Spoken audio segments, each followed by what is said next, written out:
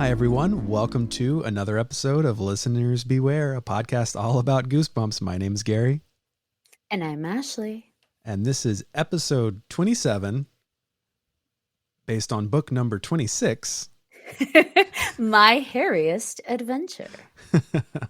So we have a book all about puberty. No, I'm just kidding. So Gary, would you please read us a synopsis about what this book is actually about? You got it. He's having a really, really bad hair day. Larry Boyd just found the coolest thing in the trash. It's an old bottle of Insta-tan. Rub on a dark suntan in minutes. That's what the label says. So Larry and his friends do, but nothing much happens until Larry notices the hair. Dark, spiky hair growing on his hands and face. Really gross, shiny hair. Hair that keeps growing back even after he shaves it off. Wow.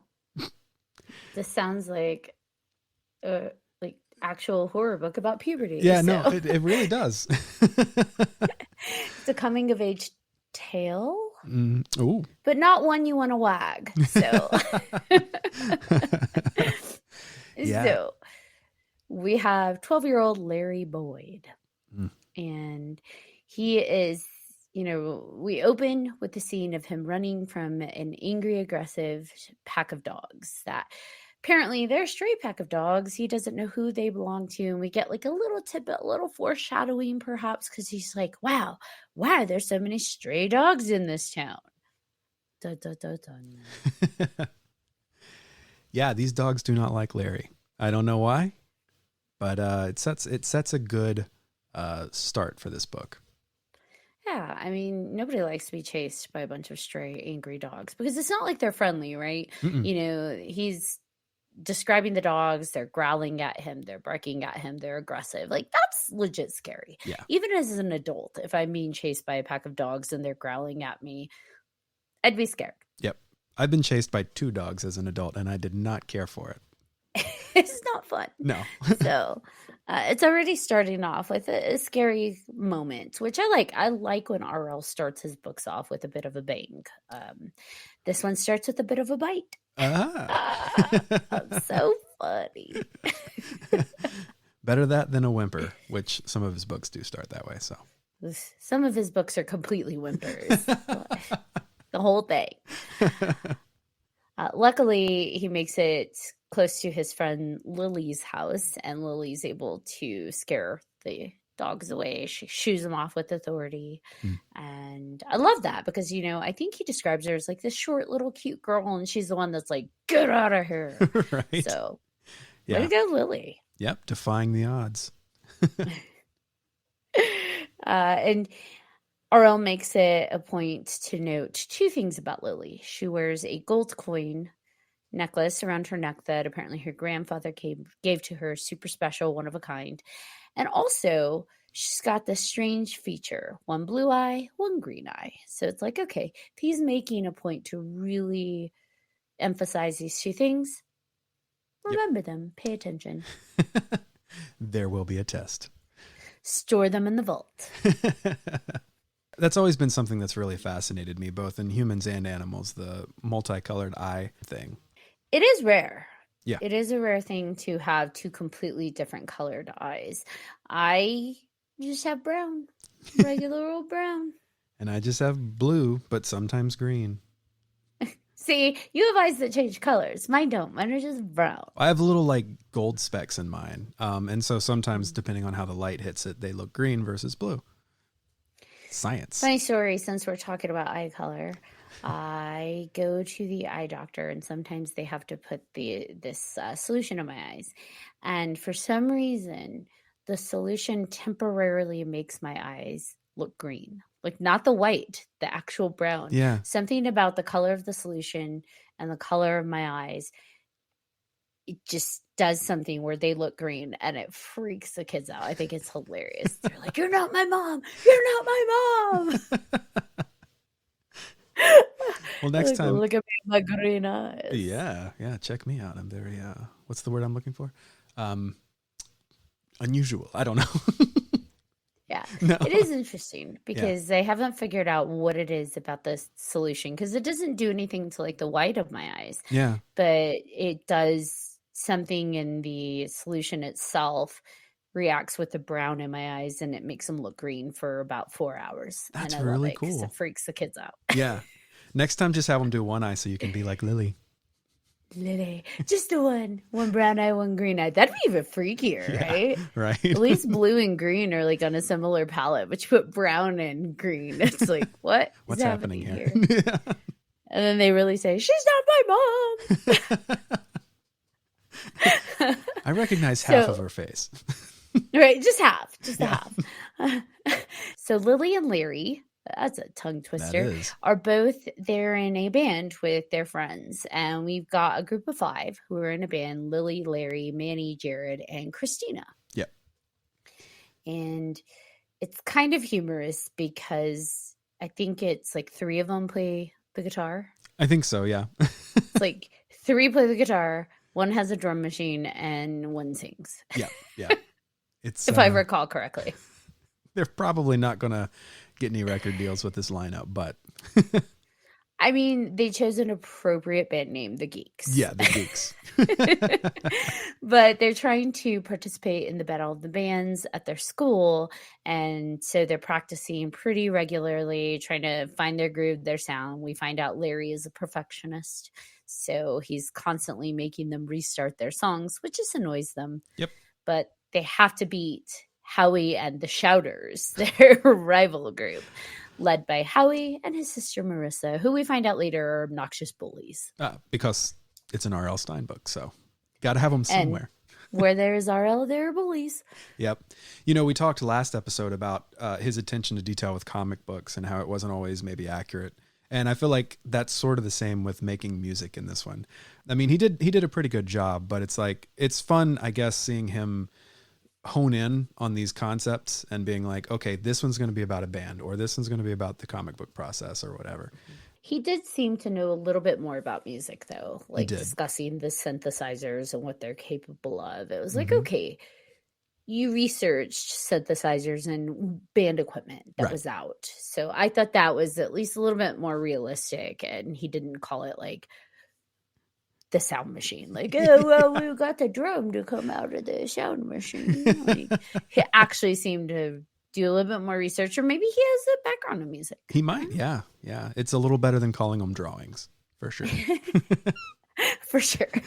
They end up in like a snowball fight. They're building a snowman because it's wintertime, and Larry kind of wanders off and he finds in a junk pile, a bottle of Insta-tan.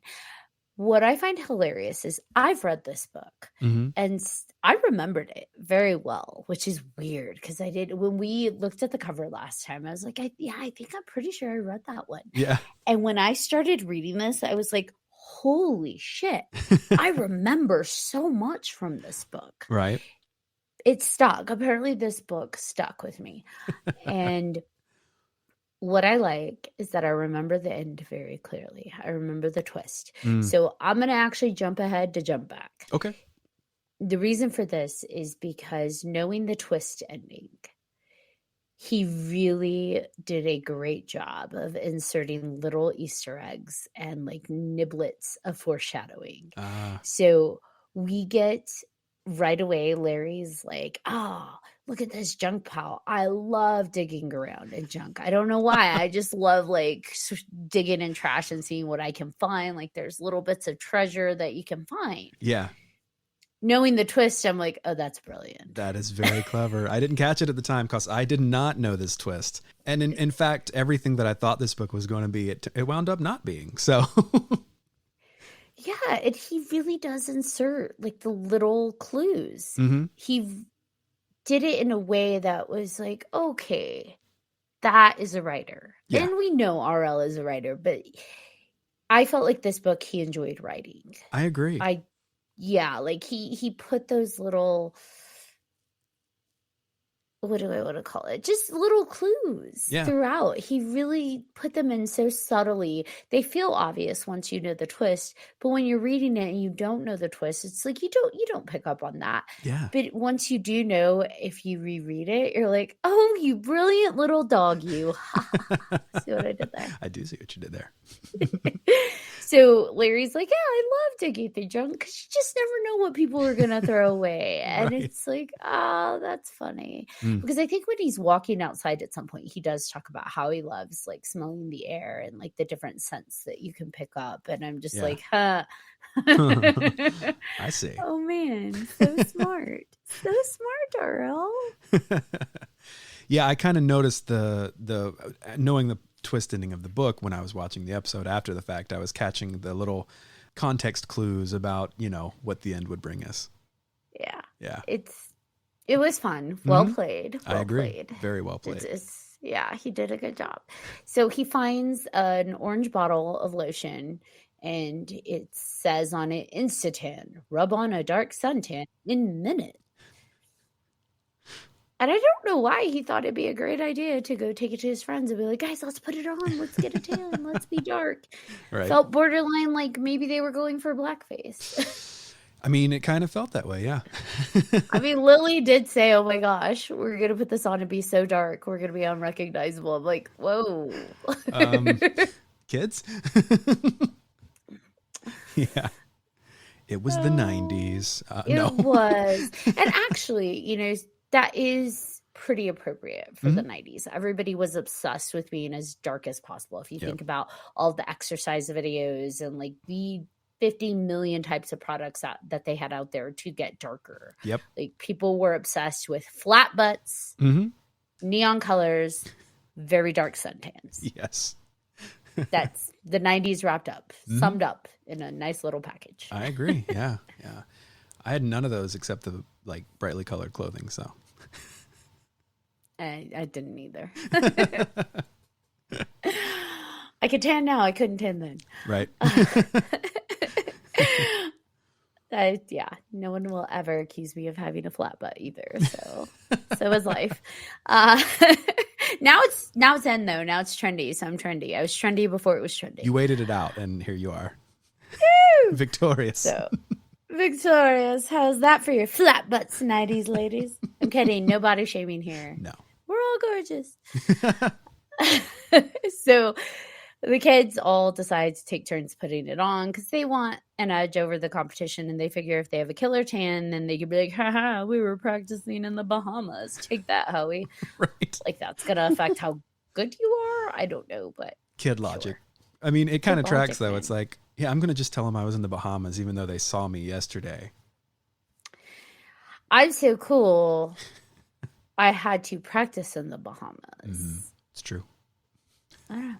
So, yeah. Got a record deal. They flew us out to the Bahamas. For sure. And, you know, the other thing we get that I forgot to touch on is that, you know, they are obsessed with calling Larry Hairy Larry because he's got like very curly, fluffy hair. Fluffy like a puppy. Aww. So Larry's fluffy and he's got this crazy curly hair. And so, of course, people call him Hairy Larry and that pisses him off. Right. So that is the one thing even his friends tease him about it. Because in the 90s, even now, kids tease each other as friends. So they put it on and then gets to Larry. It's his turn. He's reluctant and he realizes the gasp, it's expired. I can't put this on. No. Expired by a year, I believe was the detail. But in the original book, I think it said 1991, which would have been more than a year. So yeah, I think it did say 91 in the original, and this was released in like 94. Yeah. So that's 3-year expiration. Yeah.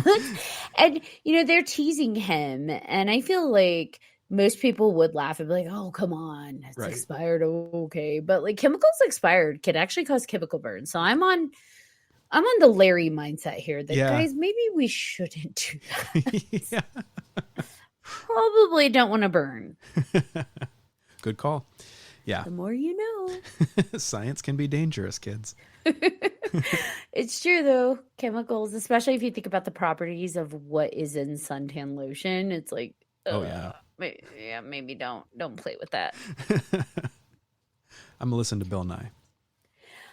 I think there was I don't think it was an urban legend either. I think there was at some point there was a suntan product out there that was causing chemical burns on people, and not because it was expired, Yeah. but something in the ingredients was mixing in a way that it was going bad, I guess, and causing burns.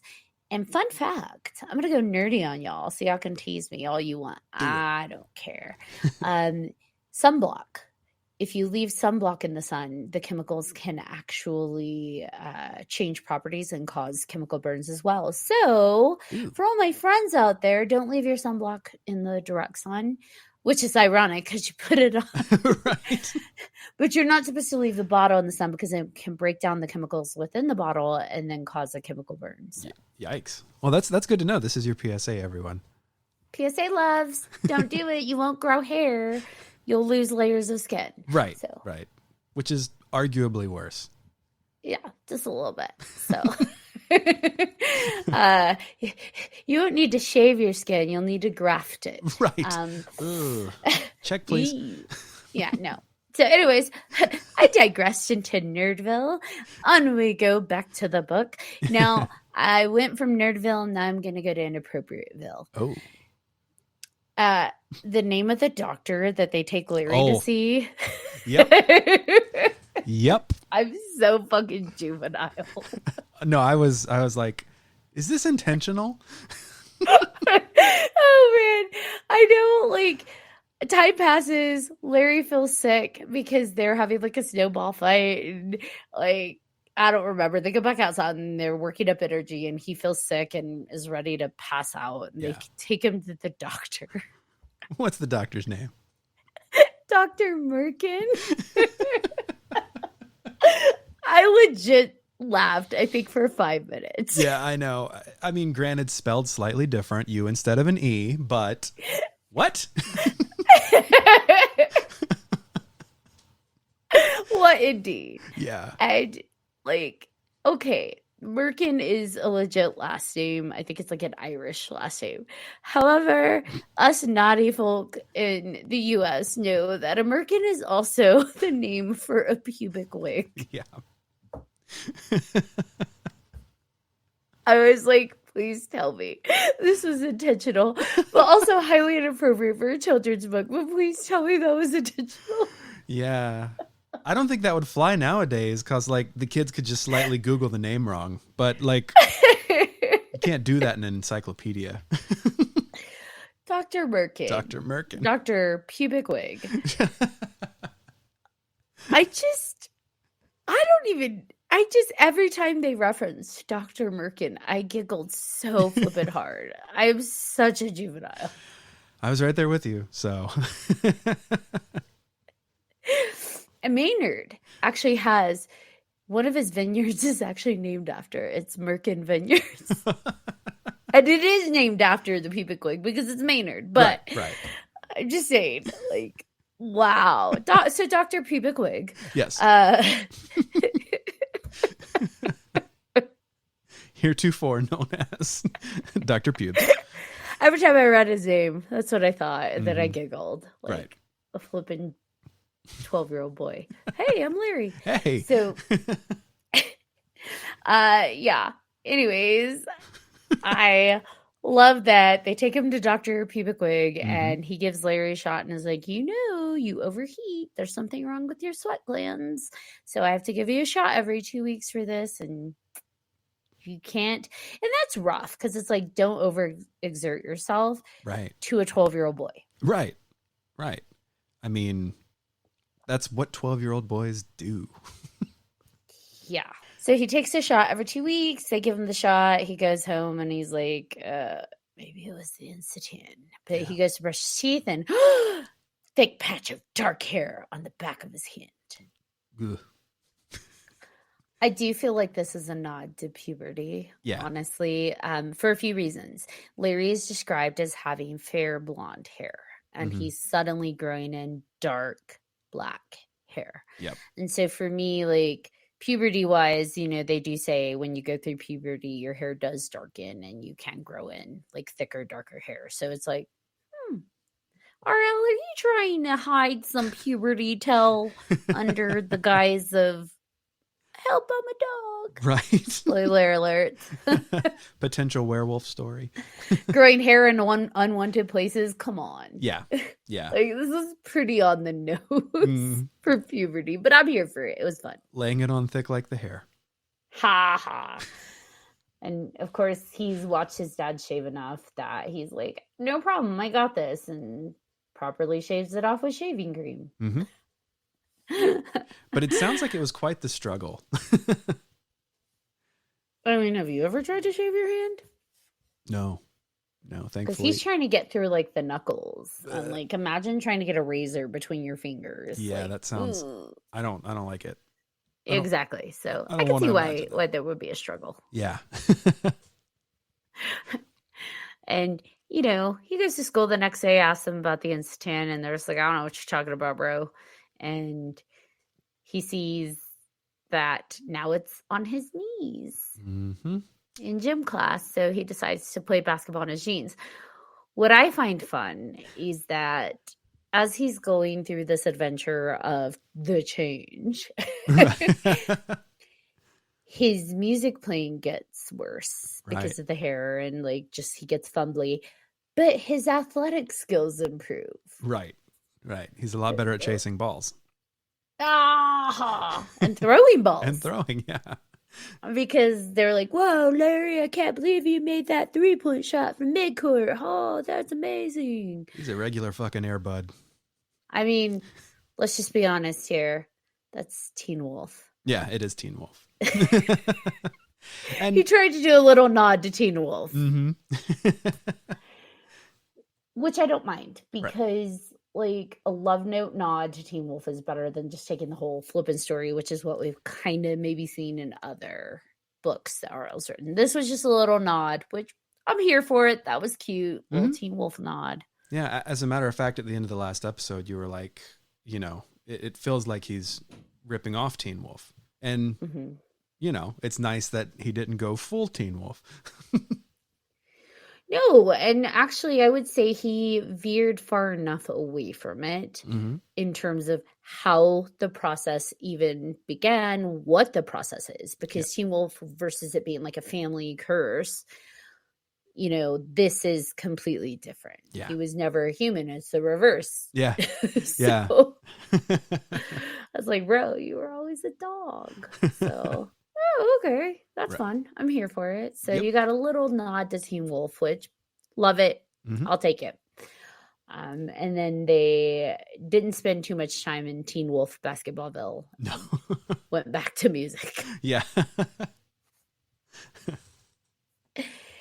And I do love, again, another nod to the animal. Like the clues are there, they're stacking up. It's like, yeah, my dad runs, I love to run with him. Running's one of my favorite things to do. It's freeing. What I find interesting, and he's like, I love to run, I run with my dad, but isn't he not supposed to be overexerting himself? Yeah. And here he is running with his dad, and he's like, my dad slows down for me, but like still, if your parents knew what was going on, wouldn't it be like, let's take an art class, Larry? Instead, it's like, let's go on a trail run, Larry. Let's chase the a parents turtle. were asking for it, right? Yeah. Let's go chasing turtles and snails, kid. See, like exactly. Like I feel like they were egging it on. Yeah, although maybe, like benefit of a doubt, maybe they didn't know at first what the condition could cause. Like at the beginning they were running, and then when they found out, oh, this is essentially hurting him, they stopped. But I don't know. But he went on another run with his dad. Oh yeah, you're that's right. when he tells him about the hair growing, and the dad immediately takes him to Dr. Pubic Hair. Yep, never mind. You're right. I just wanted and then I just wanted you to say Dr. Pubic Hair again. So you sure did. You're like, wait, where'd he go? What's his doctor's name? Dr. Pubic Wig. Yeah. So like he takes him there because he goes on a run with his dad and is telling his dad about the hair, and the dad's like, whoops. Back to the doctor we go, and they give him another shot, which is well within the 2 weeks. So well before the end of the 2 weeks. So dad's obviously concerned, like, we're needing this shot more. What's funny is he did try to tell his mom, I want to say like a few days prior to that, but she ended up on the phone typical 90s mom, like, Right. hey, sweetie. And then back on the phone. So let me tell you about this gossip. So this jazzercise class was killer. Did you see his calves? So just like that. I believe it. A lot of calf talk. A lot of calves. Everybody was obsessed. Oh my God, his biceps. I could just bite him like a dog. And so he gets another shot and he tries to tell the doctor it's the Insta-tan, and the doctor is like trying not to laugh in his face. It is like, I assure you it's not the Insta-tan. Right. And keep in mind, this doctor's name is Dr. Merkin. Pubic wig. Yeah, he knows. He knows a thing or two. Mm-hmm. So, I mean, he's the genius behind it all, the mad scientist behind it all. Yep. So the fact that like he's hearing this kid say, oh my gosh, I think all this is happening because of a tanning lotion. And the doctor's like, yeah, go with that. No, don't go with that. Yeah. But go with that. Doctor, I'm growing hair. Son, I'm named after hair. Exactly. Exactly. Oh my gosh, that was good. So, he goes to school and he tries to talk to Lily about the hair, and she gets a little weird about it. And so he's thinking like maybe something's up. I think too, I maybe all over the board with the timeline, but like during practice, he tries to bring it up and they tease him. Yeah. And Lily acts a little weird. So he tries to talk to her privately about it and she slams the door in his face. So obviously something's going on because he's like, is anybody else growing hair because of this? Mm-hmm. They decide to have practice again. Manny doesn't show up. So he and Lily go to Manny's house, and lo and behold, everyone's gone. The house is just like deserted. Right. We're back to Fever Swamp territory. Yep. Like just completely empty house. Mm-hmm. And that's weird. And they're just like, okay, well, that sure. And nobody really has an explanation for that. Right. And yeah. So Back to the Future. He finds his forehead is covered in hair and he has to shave his forehead, which I feel like that would be really painful. Yeah. Like, shaving your cheeks, I'm sure, sucks. I've never shaved my face. I'm just assuming care. I don't love it. But I feel like the forehead is like, yeah, that would be really awkward to try and shave. But there he goes. He shaves it and it even says it's painful. So yeah, I have to wonder, like, did he just like redesign his eyebrows? Like, I don't know how much it had come down. I think it said that he had like, it almost looked like one of those ski headbands. So I don't think it went all the way to his eyebrows. Yeah. But like more like just a thick headband over the top of his head. Going off of the visual that RL created, but still awkward. Mm-hmm. I wonder if he gave himself like a new faded, like, you know how like some people do like the square shaped hairlines. Yeah. I wonder if he like shaved a new hairline in. Hey, that's where the style came from and you didn't even realize it. That's right. Thanks, Larry. Thanks, Harry Larry. So he goes to school and he finds Lily's not there. And he tries to call her, no response. He can't find her. And he's just like, this is frustrating because he really feels like Lily knows something more than she's saying. Mm-hmm. And so he decides, I gotta find Lily. But he goes home first because he remembers he's like promised his mom he was going to do chores or something. And he sees a dog following him home. And then the dog's like, hey, I'm going to lead you home. And so he starts following the dog. And it's just like, sure. And when he gets home, he realizes that the dog is wearing the same coin that Lily wears. And it has one green eye and one blue eye. Things are getting pretty coincidental. And he tries to tell his mom, and I know she shrugs it off. Right. And she's just like, oh, there's, dogs have unique colors and blah, blah, blah. And he's like, I must find the answers, and runs off. And she's like calling after him, but he takes off to go to Lily's house. And so he gets to Lily's house and he sees her parents are packing the car. And he's like, what the hell is going on? And she's like, I've never heard of Lily. There was never a Lily. And you just need to forget about her. And it's like, yeah, that's not weird at all. Yeah. How do I forget about someone I never was supposed to know? Right? Like, you want me to forget about someone who you just said never existed? This is weird. Mixed messages, Lily's mom. Yeah. And like, dad is aggressive at first, Lily's dad, but then you can tell he feels kind of badly. And it's just like, just go home, Larry. And I was like, if Lily never existed, how do you know who I am? That's true. Oh, shit.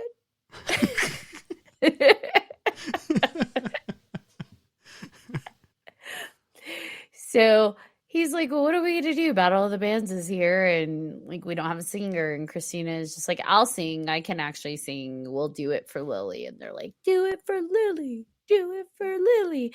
Lily who never existed. So, sure. Right. And Tall Tale Howie and his band play first, but then they find out it really wasn't a Tall Tale. They can actually play. Yeah. A lot of talent in those little, middle schoolers? Right. And it's like they even get asked for an encore and they play like a full set. Like it's a concert of Howie and the Shouters. And it's like, oh, maybe they weren't full of shit. Howie and the not full of shitters. Yeah, so the geeks go on and people are like giving them the obligatory pity applause. They're not doing that great. Yeah, it's like the golf applause. Like, they're just not doing that well. But at least kids aren't being mean. Right. Like, they are cheering and trying to act mildly interested, even if they're not. And then suddenly they're, like, on their feet, and they're cheering, and they're laughing. And he's like, what is happening here? Realizes he's covered in hair. He has completely grown hair. How he didn't feel that, I don't know. I don't either. But I guess he exerted the most energy he has all book playing these jams. Right.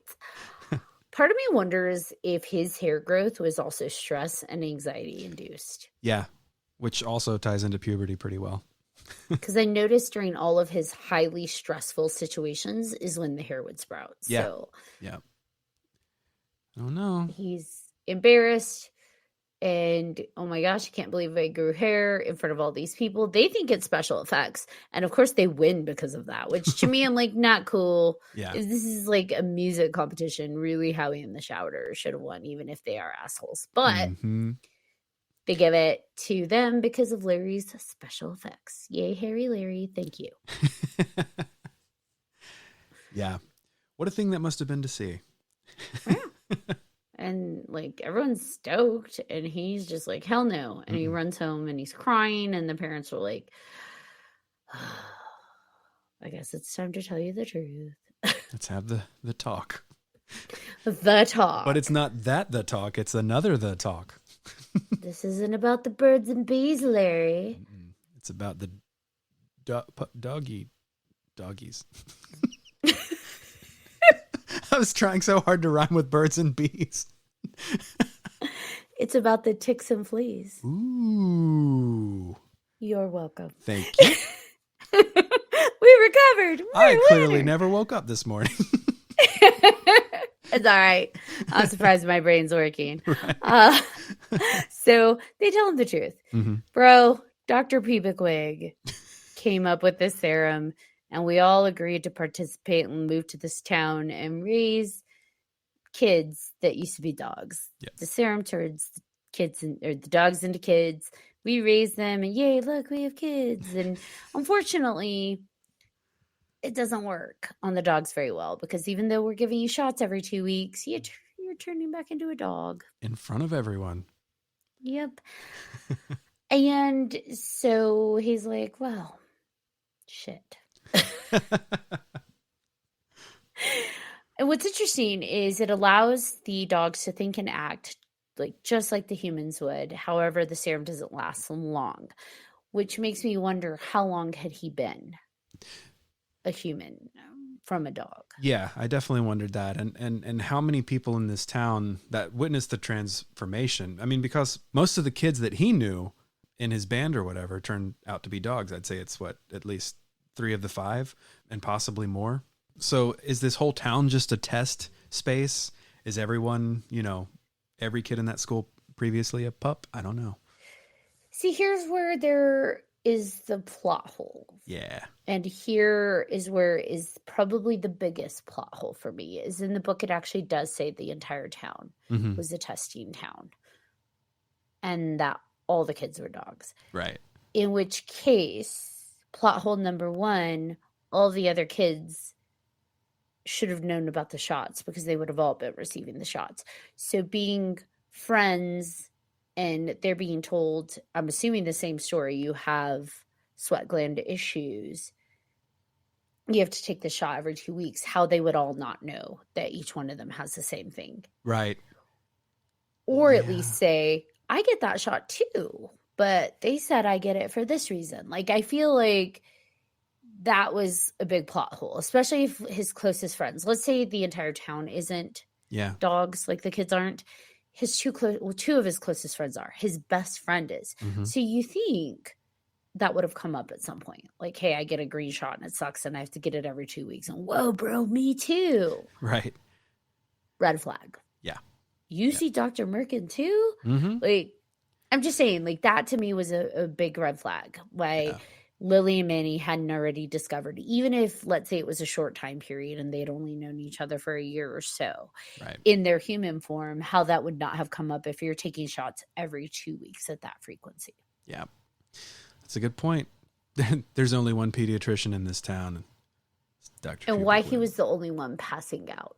Yeah. For being highly active. That's a good point. So there's that.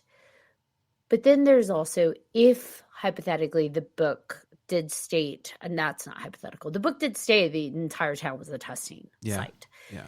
So let's say hypothetically all of the kids are dogs. How the other ones haven't already turned. Maybe it's a different ratio of when they activate. I don't know. But how this would be the first time that happened. So especially assuming those stray dogs are following him, that means those are other kids. So how they didn't know. Yeah, right. Yeah. I don't know. I do. Maybe it is just like based on the anxiety level of the child as to when they, start to revert back to their dogly ways. I don't know. Dogly ways. How you don't notice your friends are disappearing so abruptly, though. Right.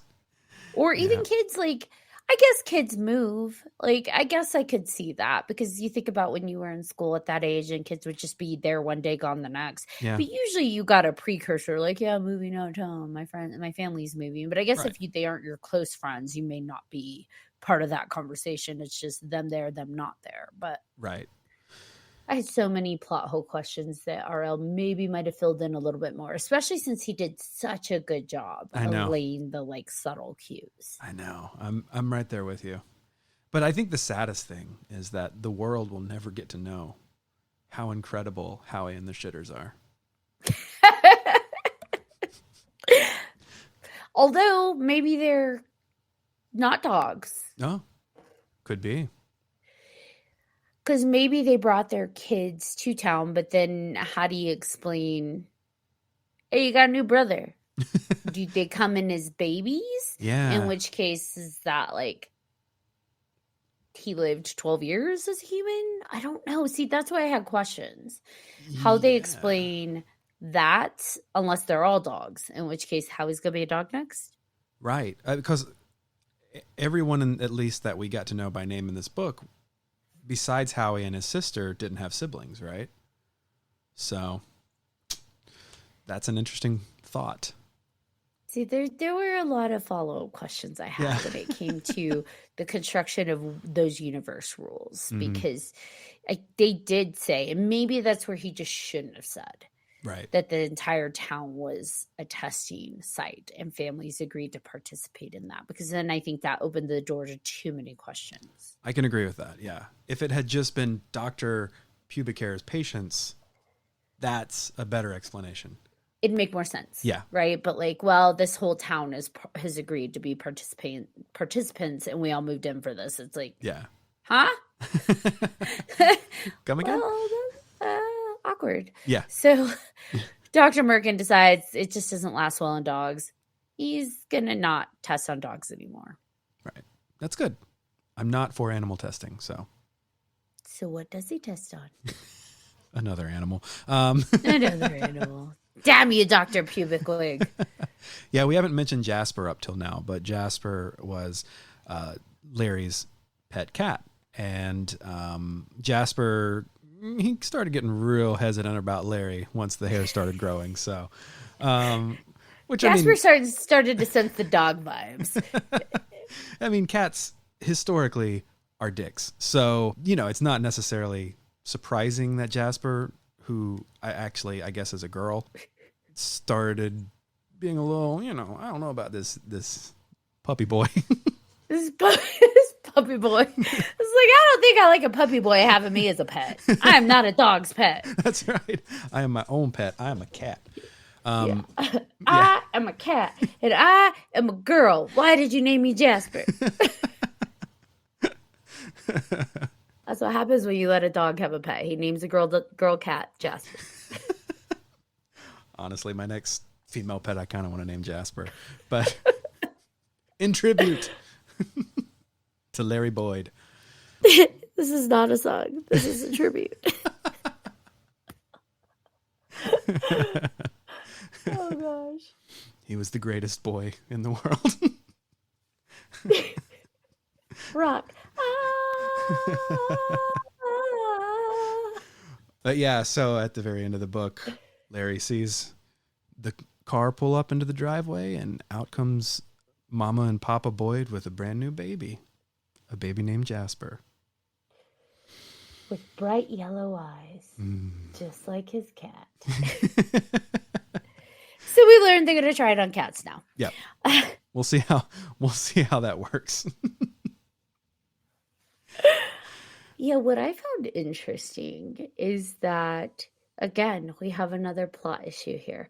Jasper was not a kitten. Jasper was a full cat. Right. And now they're bringing a baby. Yeah. So does that mean then that Larry, who is a 12-year-old boy at the beginning of the book, was brought as a baby? In which case, 12 years as a human, that serum lasted longer than, than they made it sound like. Yeah, I don't know. Yeah, I'm not sure either. And maybe they just have an expedited growth rate. I really don't know. Like a dog? Yeah. Yeah. Every, at a year old, a cat is 7. Or wait, that's dog years. So that's dogs. Yeah. Yeah. So I don't know. And cats do live longer than dogs, but I did find that interesting. They bring Jasper home, and Jasper is not described as a kitten, but a cat. And so they bring Jasper home, and Jasper is a baby girl. And so it's like, oh gosh, is that how the serum works? It turns the animal into a baby? Yeah. In which case, Larry spent his entire 12 years being raised by this family. And so, again, questions. Yeah. So many questions. Yeah, so many. And if the whole town is in on it, why keep it a secret from the kids? Because the parents know. So why keep it a secret from the kids? Because ultimately, these families are moving once their children turn back into dogs, and they leave the dogs. That's so sad. They just leave the dogs and book it out of town. Right. It's like, you'd at least keep your pet, but... Yeah. And maybe it's too painful. I don't know. Or maybe it's like, okay, well, we can't tell people, oh, my kid turned back into a dog, so we have to leave because there's no explaining it. But realistically, if the town just told the kids because the whole town's in on it, then it wouldn't be a problem. Yeah, the kids would be freaked out, but like you wouldn't have to move. Yeah. Yeah. I can't look into her blue-green eyes anymore because I just see my daughter in this Labradoodle. Aww. That's so sad. But leave her stray so she could just die of hunger. And, right, exactly. Lack of shelter. Let's go with that. The island of misfit doggies. It's sad. They It is just sad. leave them. It is. You know, the only, all right, follow me on this weird thread. I'm following. What if Dr. Merkin teamed up with whatever company that existed in Why I'm Afraid of Bees, and Jasper is actually a real life baby girl, but the cat's personality was transferred into it, just like the bees was to the boy. And then they wouldn't need the serum, Yeah. and it wouldn't revert back. But then that poor baby girl's stuck in a cat body. That's true. And that's sad. But I don't know. Cats get treated pretty well, unless they're strays. Yeah. I will say, redeeming quality for Mr. and Mrs. Boyd is that they did keep Larry. Like, they're feeding him and taking care of him, giving him water. They're like, well, I mean, you're not our kid anymore. Now we have Jasper, but Right. he's still our pet. You're still our homie. He's a good Boyd. They're like, go play with your friends. But yeah, I thought that was at least nice, I guess. They didn't leave him as a stray pet, because you think about all the dogs that he encountered, like the ones in the wood, the mangy dog that was just like, malnutrition and sad. That was probably Manny. Right. And it's like, that was the assumption. Yeah, it's sad. They're just like off, like, all right, kids, well, you're not a kid anymore, so get out of here, you mangy mutt, and fend for yourselves. And it's like, that is so mean. It's awful. Those were your kids you raised for, let's say, 12 years. If I lived in the city, I would just adopt all the dogs. Right? At least Mr. and Mrs. Boyd are like, Larry, you could stay with us. I don't know how they explain that to the school. And I'm assuming that, like, school knew, maybe the adults at the school knew about it. I guess. But, like, how you explain that, like, to the kids? Well, Larry died and we got Jasper. Right. And we'll probably enroll Jasper in a few years if she makes it. Oh, God. It's all experimental. It's all experimental. Yeah. I feel like, you know what? Truth would have gone a whole lot further in this town. Yeah. If it's just like, hey, kids, you were pets. Even if they freak out, like, this is what we're doing. We're going to keep you human. Keep taking the shot. Let us know if anything weird happens. But, like, you know? How was there any grass in that city? All the kids would just be digging and digging and digging.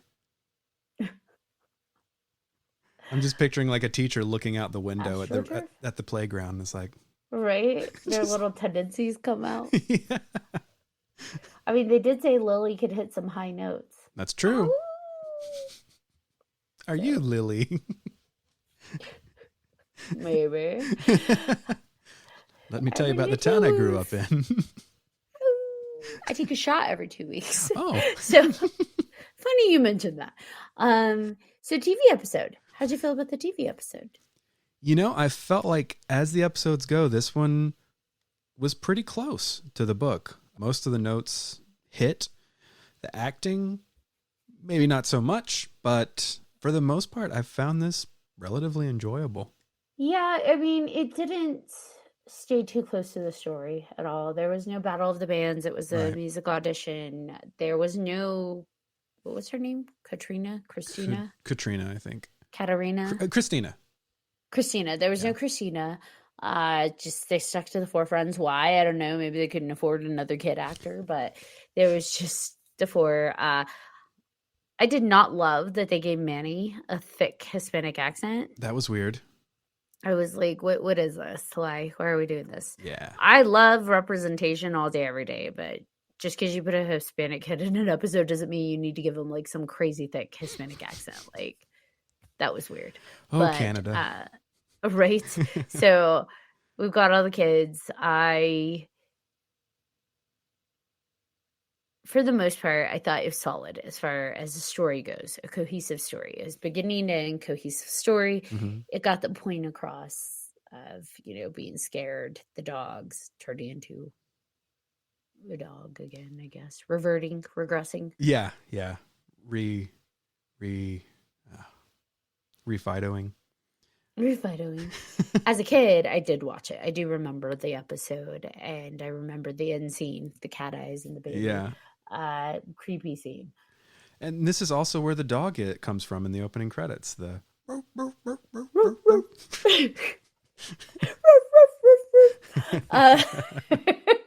yeah. I mean, I would say it's fine. It wasn't like, as much as it didn't stay true to the book at all, it still felt very much like the book. So Yeah. Yeah, I noticed that I too. think mission accomplished. Yeah. Yeah. The Battle of the Bands would have been impossible for them to do on their budget, I'm sure. So like For sure. it's fine with what they accomplished. It was, yeah, it did what it needed to do, and it told the story, and it gave the same vibe. Yeah. Without having to do the exact story.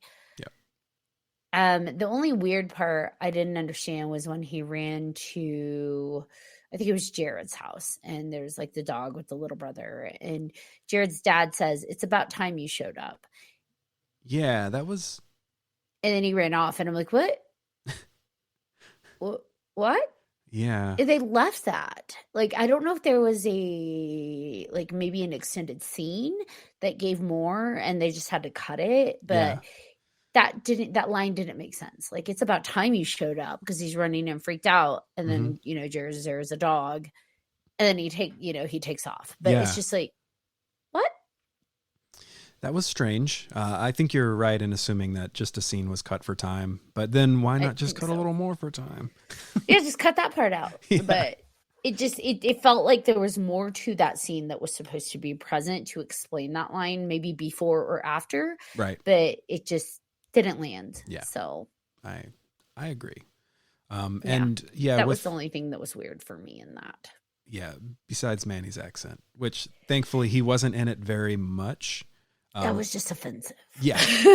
And guys, I'm not super woke. It just like, it was weird. It was that not. Like, it's almost like in the 90s, anytime they cast a Hispanic adult male, it had to be a gangster. Like, he had to be a thug. Right. It's not like just your everyday person. And so for me, it was like, okay, 90s. Not every Hispanic person in a film, and like Midwest, wherever that was supposed to be, is like thick Mexican accent.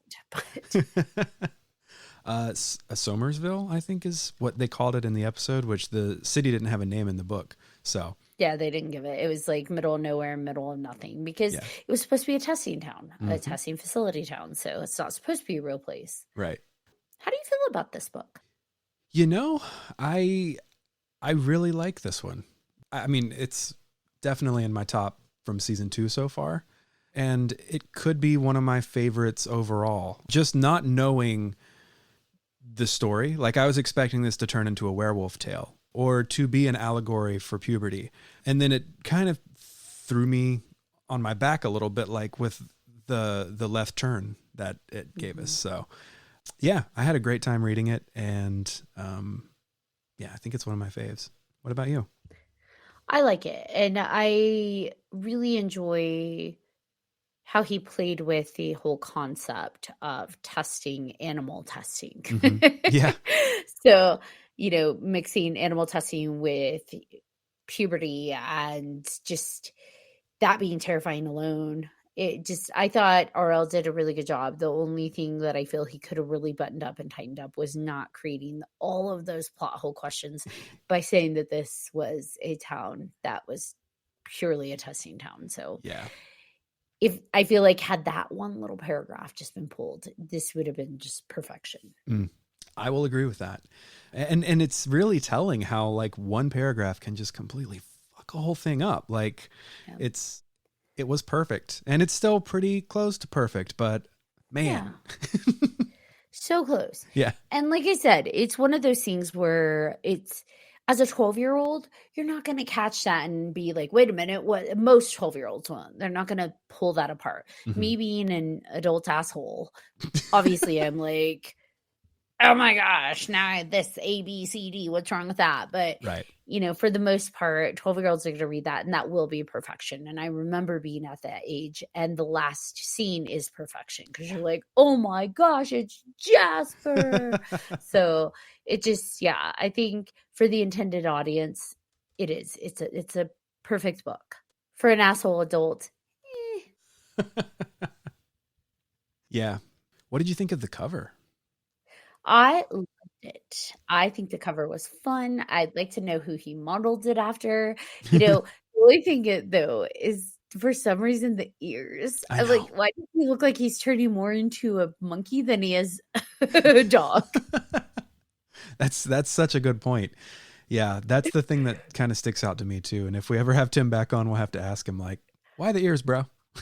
I wonder if, because we know he's only given a small section, I wonder if he did think is being turned into a furry animal and he went with monkey versus a furry animal dog. Yeah. He's becoming Bigfoot. There's something. I'm a Yeti. Now, did you know, fun fact, in the original cover, it had different colors and it was cropped in more, I guess. Okay. And on the reprint, they cropped out. And so you can actually see Tim Jacobus's signature on the reprint, whereas you couldn't see it in the original cover. Oh, yeah. Well, there's one with like a brown outline instead of red. The brown is the reprint. That's the reprint. And that one you can see Tim's signature in the bottom right before you get to the brown. Whereas in the original, it's cropped in so you don't see the pink towel and you don't see Tim's signature. Yep, there it is. Okay, I see that. That is cool. And it's kind of strange whenever Tim actually gets to have the cover art for a reprint of the book. Yeah. But, I mean, you can see so much more, including the towel. Man, just the color palette of this. Although it looks like on the reprint, the green is a little less of that 90s green and a little more of a muted yellowish green. Yeah. So, fun facts. But yeah, I do love that, like you said, in the reprint, which they didn't normally do, you see more of Tim's art and you see his signature. So that's really fun. So yeah, I would recommend the book. I would even recommend the TV episode. It's fun. It's all good fun. If you have time to kill, why not? But definitely go for the book if you haven't read it. It's a fun one. It is Goosebumps. Yeah. It's Goosebumps through and through. Yeah. And it's nice to have that after so long of having books that are kind of like, well, it's almost Goosebumps or it's Goosebumps adjacent. Or it's Choose Your Own Adventure. Right. So Gary. Yes. What is the next book we're reading? Our next book will be, I always get this name wrong, A Night in Terror Tower. Ooh, and I'm excited for this one. I loved the cover art as a kid for this. Yep. And so excited to read it again. And this one is a little longer. It's 129 pages. And it was released in January of 95. So we're starting a new year. All right. New year, new us. Not really. Hopefully back to Goosebumps. Yeah. World of Goosebumps. Mm-hmm. So yeah, very excited to read that one. Yep. And I'm with you. Like, of all the cover arts that stick out in my head, this is probably one of the biggest ones for me. This is an iconic one. Yep. So definitely excited to reread this one and give it a go. Whoop, whoop. All right. Well, thank you to everyone for tuning in to Listeners Beware, a podcast about all things Goosebumps. Are you looking for more spooky podcast content? Check out 3 Haunted Podcasts, where Ashley and friends talk about the paranormal, the unusual, and more. And if you're looking for something nostalgic, check me out at Wax Nostalgic Network, available on YouTube and wherever you get your podcasts. And also, if you want to drop us a line, we can be reached at listenersbewarepodcast@gmail.com. Until next time. I wonder if the parents ever made dog jokes. Aww. And like Larry never realized it. Right. Like, gosh, Larry, was school rough for you today? I would. I would be that asshole parent. I'm sure you would. I'm sure you would. He takes off to go to Lily's house, and it's funny because he talks about almost getting hit by a car, and it's like, once again, the references. Mm-hmm.